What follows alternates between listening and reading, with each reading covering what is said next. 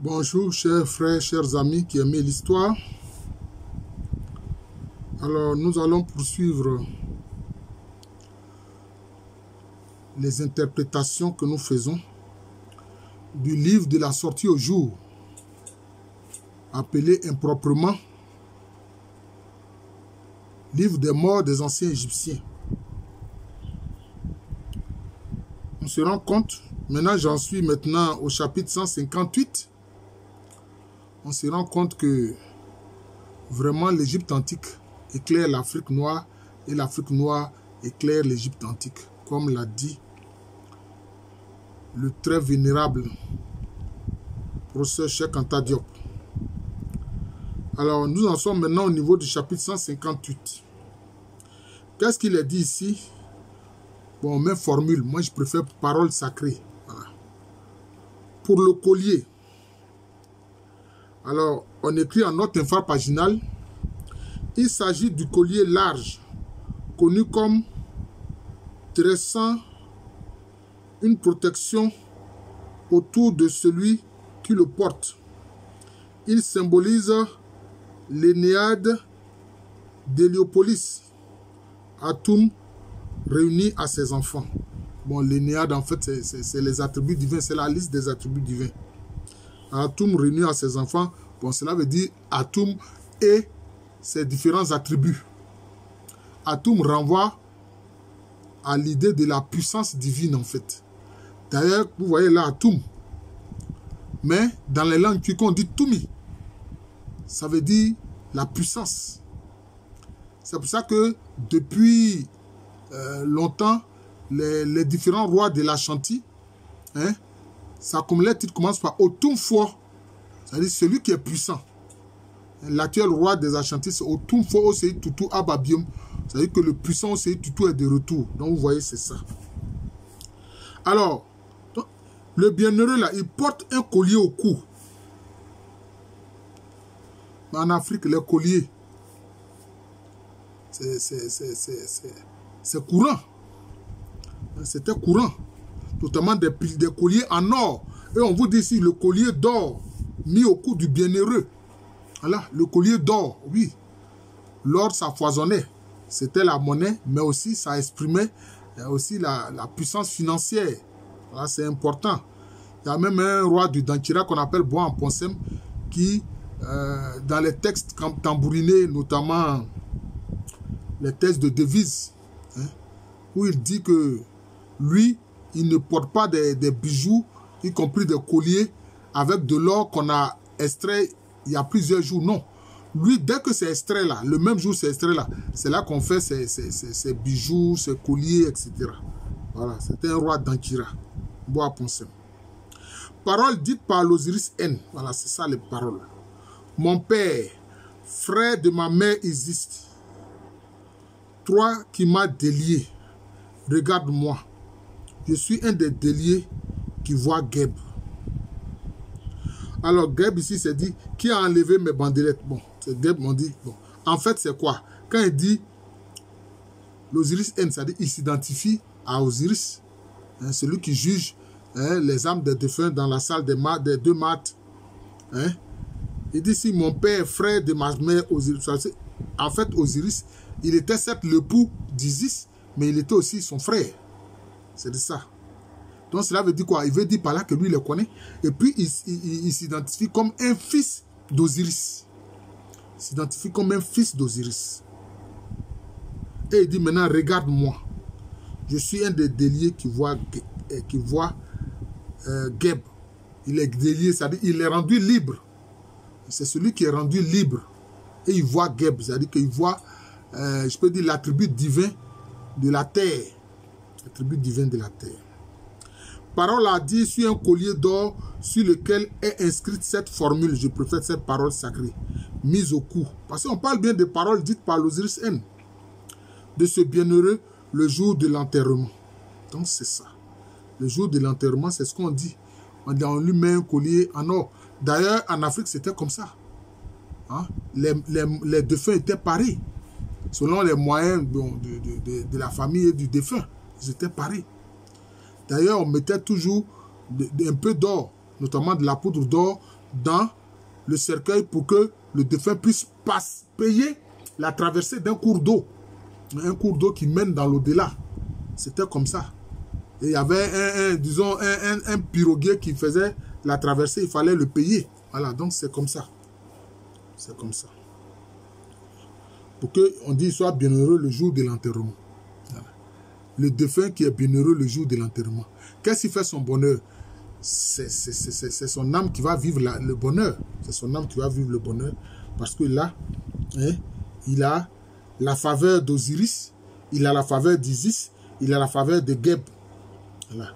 Et vraiment, il a ce collier d'or sur lequel on a inscrit cette parole sacrée qui lui permet d'être délié, hein, de ne pas être prisonnier de quelque manière que ce soit. Alors le chapitre 159, toujours ils mettent formule, je préfère dire parole sacrée. Pour la colonnette Wadj de Felspaf vert, mis au cou du bienheureux. Bon, ils ont mis ici, en note infrapaginale, l'amulette papyriforme Wadj est déjà mentionnée au cou du mort dans CT 106. Elle est symbole de verdeur, d'éternelle jeunesse. Le cas Wadj de Ré est une qualité qui comble l'Égypte de tous les biens de la terre. Bon. En tout cas, là encore, il a un collier au cou. Voilà. Il a encore un collier au cou. Et on vous dit ici, colonnette Wadj de Feldspath vert. Je ne suis pas satisfait par l'information, mais bon, on dit une amulette, etc. Mais je pense que ça doit être sans doute de l'émeraude. En tout cas, ça doit être une pierre précieuse. Voilà. Le Feldspath vert, là, ça doit être une pierre précieuse. C'est une pierre précieuse qui fait partie du collier qu'on met à son cou. Parce que le vert, bon, ils ont dit si ça représente l'éternelle jeunesse. Mais en fait, le vert, c'est ce qui est encore frais. C'est ce qui est encore frais. Parce que quand vous prenez les feuilles d'un arbre, quand c'est vert, c'est frais. Quand ce n'est plus vert, ça devient sec, ça devient brun, etc. Ça sèche. Donc ce qui est vert, ce n'est pas encore séché. Voilà, ce n'est pas encore séché. Donc, ça a plus de capacité. On peut le presser pour sortir le jus qui s'y trouve. Vous voyez, donc c'est comme ça. C'est ce qu'il faut comprendre. Parole dite par l'Osiris N. Ô toi qui sors aujourd'hui de la maison du Dieu, bon, de l'attribut divin, voix de la grande déesse qui l'enveloppe à l'entrée de la double demeure. La double demeure, ils ont mis en note infrapaginale, le sens de la phrase est peu clair. On va voir. Mais je ne pense pas que ce soit peu clair. La double demeure. Mais la double demeure, c'est quoi? C'est la salle des deux maths. La vérité justice. C'est ça la double demeure. Elle a pris possession du pouvoir, ils ont dit magique, non, du pouvoir spirituel de son père. Ce notable qui est le taureau de la jeune fille. On va expliquer tout ça. Ceux qui font partie de sa suite le reçoivent et une fois les uns, une fois les autres l'utilisent à sa faveur. Très bien. J'ai dit ici, voix de la grande déesse. La grande déesse qui l'enveloppe, ça peut être quoi? Ça peut être qui? Ça peut être Isis. Ça peut être Isis. Vous comprenez? Ça peut être Isis. Maintenant, à l'entrée de la double demeure. La double demeure, c'est la salle des deux maths. Vérité, justice. Elle a pris possession du pouvoir, bon, je préfère dire spirituel de son père. Voilà. Ce notable qui est le taureau de la jeune fille. Bon. De son père, le notable qui est le taureau de la jeune fille. Le taureau, ça représente quoi ici? Le taureau, ça représente la force. Il ne s'agit pas d'un taureau naturel, non. Il s'agit simplement de la force. Le taureau représente la force. C'est comme ça, le taureau représente la force. C'est pour ça qu'en fait, même quand vous voyez l'alphabet hébreu, etc., même le A qu'on voit dans l'alphabet français, etc., bon, ça représente une tête de taureau inversée. C'est la tête du taureau. Le A que vous voyez là, c'est la tête du taureau inversée. Ça représente la force. C'est tout. Quand on parle de taureau, on parle de force. C'est comme ça. Qui est la force de la jeune fille. Donc, de son père, ce notable, qui est la force de la jeune fille. Voilà. Ceux qui font partie de sa suite le reçoivent. Et une fois les uns, une fois les autres l'utilisent en sa faveur. Bon, ils utilisent la force de qui? Du notable. Or, qui est un notable? Le notable, c'est celui qui siège avec ceux qui sont les puissants. Le notable siège avec le roi. Il siège avec les attributs divins. Vous comprenez? Donc, c'est ça. Parole a dit sur une colonnette Wadj de feldspath vert sur laquelle est inscrite cette formule mise au cou du bienheureux. Bon, c'est ce que nous avons dit. Il fait appel ici au notable. Il fait appel ici à la fraîcheur, n'est-ce pas, de ce qui est vert, notamment. Je pense que ça fait partie de son collier. Ça peut être, disons, une pierre précieuse qui est verte. Une pierre précieuse qui est verte. Voilà, c'est cela.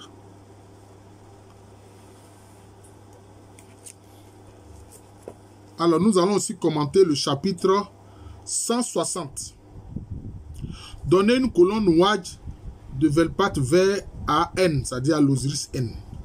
Je suis la colonnette Wadj de feldspath vert, non desséchée. Vous voyez, non desséchée. C'est ce que je disais. Voilà. Même quand c'est une feuille, elle est verte, elle n'est pas desséchée. Voilà.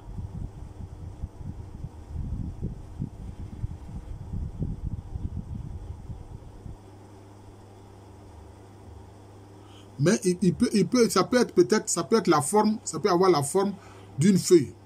Bon, ils ont mis ici en note inférieure paginale quelque chose qui ne me satisfait pas. Ils ont écrit, étant donné le sens général d'intégrité qui ressort du texte et qui est bien en rapport avec l'amulette Wadj, on peut voir dans le verbe employé ici, SIR, le verbe dessécher, calciner, etc. Donc, perdre des qualités de fraîcheur. Bon, ben là, c'est ça. Qui n'est pas desséché. Qu'élève la main de Thoth. La main de Thoth, c'est-à-dire de Djéouti. Hein? C'est lui qui est le porte-parole des attributs divins. En fait, il est l'attribut divin de la parole. En fait, Thoth est l'attribut divin de la parole. C'est qu'on le présente comme le porte-parole des divinités, enfin des attributs divins. Elle abomine le dommage quand elle est indemne. Je suis indemne quand elle est sans dommage. Je suis sans dommage, et vice-versa. Quand elle est sans blessure, je suis sans blessure. Ce qu'a dit Thoth est ce qui noue ton dos. Ce qu'a dit Thoth, c'est ce qui noue ton dos. C'est-à-dire, c'est ce qui fait quoi? C'est ce qui rend ton dos solide. Hein? Voilà, ils ont écrit ici en deux traductions possibles, mais sens peu clair signifie peut-être est-ce qui te protège ou ce qui renoue ton dos, ce qui te raffermit. Bon, ce qui te raffermit est plus juste. Voilà. Ce qui te raffermit est plus juste. Pourquoi? Ce qui noue son dos, ça veut dire quoi? C'est pour ça que dans les langues africaines, quand on veut dire que quelqu'un me soutient, on dit il tient mon dos. C'est comme ça. Hein? Dans les langues akan, c'est comme ça. Hein? Au Djimizi, c'est-à-dire qu'en Aïe, on dit Djimizi, c'est-à-dire il me tient par derrière. Le derrière, c'est le dos. Hein? C'est ça. En fait, il me soutient. C'est ça. C'est ce que ça veut dire. Dans les langues, akan, c'est ça. Quand quelqu'un te soutient, on dit il se tient derrière toi, il te tient le dos. C'est ce que ça veut dire. Oh, procès Cheikh Anta Diop. Vraiment, l'Afrique explique l'Égypte et l'Égypte explique l'Afrique. C'est ça. Il te noue ton dos. Pour que... Hein, c'est pour ça que les femmes ont dit Odjimizi Kundi, c'est-à-dire qu'il se tient derrière moi solidement pour que moi aussi je sois fort. Vous voyez? Parce que si ta colonne vertébrale est affaiblie, c'est pas la peine. C'est pas la peine. Vous voyez? Et c'est ça qu'on voit même dans le catholicisme. Quand on va baptiser quelqu'un, son parrain se tient juste derrière lui et pose la main sur son épaule. Hein? Il le tient par derrière. C'est ce que ça veut dire. Ça veut dire il le soutient. Oh mon Dieu. Sois le bienvenu en paix, grand d'Héliopolis, grand qui habite paix. Chou était allé vers lui et il le trouva à Chemou. Bon, ville mythique formant jeu de mots avec Nechmet. En ce sien nom de Felpat vers Nechmet, qui avait repris sa place près du grand Dieu. Bon, le grand Dieu c'est quoi? C'est Nietzsche en fait. C'est le principe divin par excellence. Nietzsche, de qui découlent tous les autres attributs. Quand vous voyez grand Dieu, c'est Nietzsche en fait. Ça renvoie à Nietzsche. Voilà. Et ainsi, Atum fut satisfait de son œil. Mes membres ne seront pas desséchés. Bon. Le grand Dieu, c'est Nietzsche. Atum, c'est l'attribut divin de la puissance. Fut satisfait de son œil. C'est-à-dire quoi? Il fut satisfait de son regard. Bon, ils sont en train de dire ici, toi tu représentes en note infrapaginale, hein, toi tu représentes ici l'œil lunaire que Chou est allé chercher. Et il est de couleur verte, est appelé Nechmet, et doit être le même que celui que les tests des pyramides, etc., 96, 107, 108 appellent l'œil vert d'Horus. Voilà. Voilà, c'est ça. C'est ce que j'attendais, Horus. C'est l'œil d'Horus. Chaque fois qu'on fait, allusion à l'œil, il faut penser à Horus. Voilà. Il faut penser à Horus. C'est ça. Mais c'est quoi? L'œil d'Horus dont on parle là, c'est la conscience. C'est la conscience, c'est l'état de conscience élevé. Voilà. C'est notre être profond. C'est ça. Hein? Jésus-Christ en a parlé en disant, si ton œil n'est pas pur, hein? L'œil pur, c'est la conscience intérieure. C'est ça l'œil. Voilà. C'est cette conscience intérieure-là. Il faut que cette conscience intérieure soit pure pour qu'elle soit en harmonie avec la divinité, les attributs divins et avec la création. Voilà. Si cet œil-là n'est pas bon, si cet œil est mauvais, c'est pour ça que, notamment dans des religions, on parle du mauvais œil. Hein? Chez les juifs, dans la religion hébraïque, on parle du mauvais œil. Chez les musulmans, on parle du mauvais œil. C'est ça, cette conscience intérieure-là. Hein? Hein? C'est ça. Mais quand cette conscience intérieure n'est pas pure, alors on dit que l'œil est mauvais, c'est le mauvais œil. C'est de ça qu'il s'agit. Voilà. Mes membres ne seront pas desséchés. Ces membres ne seront pas desséchés, c'est-à-dire quoi? Ces membres seront frais. Et ces membres pourront se mouvoir. Parce que si tes membres sont desséchés, tu ne peux rien faire. Tu es sec comme on dit. Voilà. Tu es sec comme on dit. Et si c'est sec, cela veut dire quoi? La circulation de la vie ne pourra pas se faire à l'intérieur. Vous voyez? Alors, bon, je ne sais pas, il y a le professeur Mohamed Oussa qui m'a informé qu'il y a un colloque bientôt en décembre. Alors, bon, je ne sais pas. Je m'adresse un peu ici au professeur Mohamed Oussa qui est maître de conférence en égyptologie, pour ne pas dire en camitologie. Hein. Bon, je veux ici, peut-être à travers cet article, peut-être je vais faire notamment des interprétations, hein, des chapitres du livre de la sortie au jour. Ce sont des interprétations. Est-ce que je pourrais le faire? Est-ce que cet article que je vais faire, ou je vais faire seulement des interprétations? Donc ce sont des études d'interprétation. Je ne dis pas que c'est vrai à 100%. Bon, j'espère que le comité scientifique va accepter, mais c'est ce que je compte faire. Voilà, c'est ce que je compte faire. Donc, des interprétations, hein, des chapitres du livre de la sortie au jour, comme je viens de le faire ici pour les chapitres 158, 159 et 160. Je vous remercie. Je suis le professeur Alou Kwame René, professeur titulaire d'histoire à l'université Félix Houphouët-Boigny, université qui est à Abidjan, c'est à Cocody, c'est en Côte d'Ivoire, un pays situé en Afrique de l'Ouest. Donc, venez sur ma chaîne YouTube, professeur Alou Kwame René, et vous voyez les interprétations que je fais. Par exemple, il y avait un passage où on dit mon cœur ne bat pas. Mon cœur ne bat pas. Et il y a le docteur Assa Traoré, qui est docteur d'égyptologie. Elle a été recrutée à l'université de Bamako. Elle pensait qu'elle avait une toute autre interprétation. Je lui ai dit non. Quand en Afrique, on te dit, quand quelqu'un dit mon cœur ne bat pas, cela veut dire qu'il n'a pas peur. Voilà. Quand il dit mon cœur ne bat même pas un peu même, cela veut dire qu'il n'a pas peur. C'est ça, vous voyez. Donc c'est ça.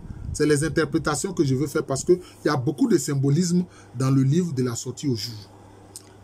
Donc j'enseigne à l'université Fleury-Sefo de Bonny, une université qui est à Abidjan, c'est à Cocody, c'est en Côte d'Ivoire, un pays situé en Afrique de l'Ouest.